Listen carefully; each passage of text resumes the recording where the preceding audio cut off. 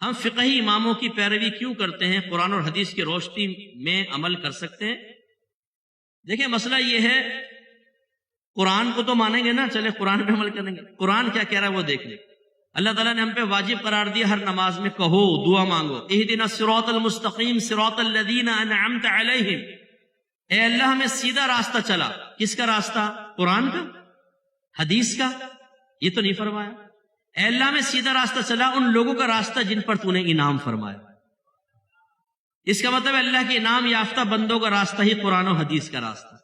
پوری امت متفق ہے کہ 4 امام گزرے، امام اعظم ابو حنیفہ، امام شافعی، امام مالک، امام احمد بن حنبل، انہوں نے قرآن اور حدیث سے مسائل نکالنے کے اصول بنائے اور پھر قرآن و حدیث سے مسائل نکالے، اور ان کے شاگردوں نے ان مسائلوں کو کتابوں میں لکھا اور آسان کر کے عوام کے سامنے پیش کر دیا۔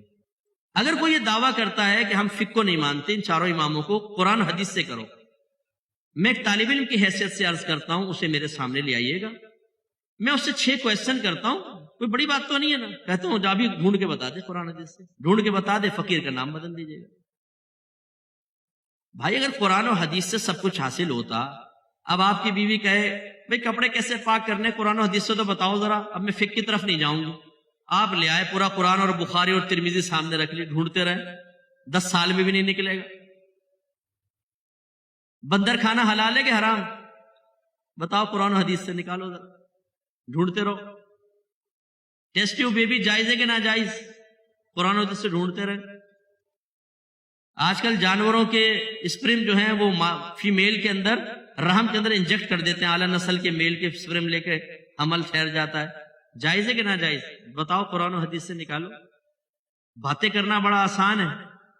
میں نے ایک ایسے شخص کا انٹرویو سنا جو تقلید کے قائل نہیں ہے، بڑا مشہور عالم، بہت ہی مشہور، غیر مقلد عالم۔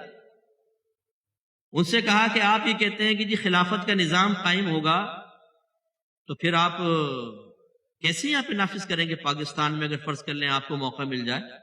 کہا کہ فقہ کے ذریعے ہوگا، کیونکہ جو ہمارے فقہاء نے خدمت کی ہے وہ بہت بڑی خدمت۔ تو پوچھا کہ یہاں تو 5 قسم کے فقہ ہیں، 4 تو یہ بتائے میں نے، ایک فقہ جعفریہ، کون سا آپ نافذ کریں گے؟ کہا فقہ حنفی۔ غیر مقلد ہیں لیکن کیا کہہ رہے ہیں؟ فقہ حنفی، اس کے بغیر نہیں ہو سکتا، قوانین سب ہمارے فقہاء نے بنائے ہوئے ہیں۔ تو پھر ہوسٹ نے کہا کہ اگر فقہ حنفی نافذ ہوگا تو فقہ حنفی تو آپ کو نہ جمعہ پڑھانے دے گا، نہ آپ تفسیر قرآن بیان کر سکتے ہیں، کیونکہ آپ عالم نہیں ہیں، اور جو عالم نہیں ہوتا نہ وہ جمعہ پڑھا سکتا ہے اور نہ وہ قرآن پاک کی تفسیر بیان کر سکتا ہے، تو وہ عالم صاحب مبہوت ہو گئے۔ فقہ کے بغیر کچھ نہیں ہو سکتا میرے بچوں۔ ہم نے آپ کو کہا نا، چیلنج، اوپن چیلنج، کسی کو سامنے بٹھائے ہم 10 کویسچن کرتے، اب جب وہ قرآن و حدیث سے نہیں نکالے گا تو اپنے ذہن سے ہی بتائے گا، لازم بات ہے کہ بھئی ہاں قرآن و حدیث میں تو براہ راست نہیں ہے لیکن یہ حل ہونا چاہیے۔ اب ہم پوچھتے ہیں تمہاری مانے کہ نہ مانے، اور اگر تمہاری مان لے تو قرآن و حدیث سے ہٹ کر مانی کہ نہیں مانی؟ اب وہ بولے بھئی جب نہیں ہے تو ہماری مان ہی لو، جب تمہاری مان لیں یا امام اعظم کی مان لیں، یہ بتاؤ۔ ہم تو امام اعظم کی اسی لیے تقلید کرتے ہیں، اور امام اعظم کی تقلید کا مطلب یہ نہیں ہے میرا موضوع نہیں ہے، کبھی موقع ملا آپ تقلید کے موضوع پہ بیان رکھیں، میں آپ کو پوری مشتمل سمجھا جاؤں گا، اور ایسے سمجھا کر جاؤں گا انشاءاللہ اس کے بعد کوئی اعتراض ہوگا آپ خود جواب دیں گے اس کا، اتنا اچھا آپ کو سمجھا کے چلے جاؤں گا۔ ہمارے امام اعظم نے کوئی اپنے پاس سے مسئلے نہیں بنائے، آپ نے قرآن و حدیث کو پڑھا ہے، پھر اصول بتائے کہ کس طریقے سے اس سے مسئلہ نکالنا۔ میں ایک مثال دے دیتا ہوں، اللہ نے عدت بیان کی، یتربصن بانفسہن 3 قروء، یہ مطلقہ عورتیں اپنے آپ کو 3 قروء تک روکے رکھیں۔ آپ ڈکشنری کھولیں گے اس میں لکھا ہوگا قروء کا قروء قرعن کی جمع ہے، پھر آپ قرعن کا معنی دیکھیں گے، قرعن کا معنی ہے حیض اور پاکی کے دن دونوں کے، پاکی کے جو ایام آتے ہیں نا 2 حیضوں کے درمیان، اس کو طہر کہتے ہیں۔ قرعن کا مطلب حیض بھی ہے طہر بھی، اور ایک دوسرے کی ضد ہیں۔ آپ بتائیں اب اللہ تعالیٰ طہر فرما رہا ہے کہ حیض فرما رہا ہے؟ بتاؤ۔ امام اعظم نے اپنے دلائل سے یہاں حیض مراد لیا، امام شافعی نے اپنے دلائل سے طہر مراد لی۔ امام اعظم فرماتے ہیں امام کے پیچھے سورہ فاتحہ نہیں پڑھ سکتے، آپ خاموش رہیں گے، کیونکہ اللہ نے فرمایا جب قرآن پڑھا جائے تو بالکل خاموش رہو۔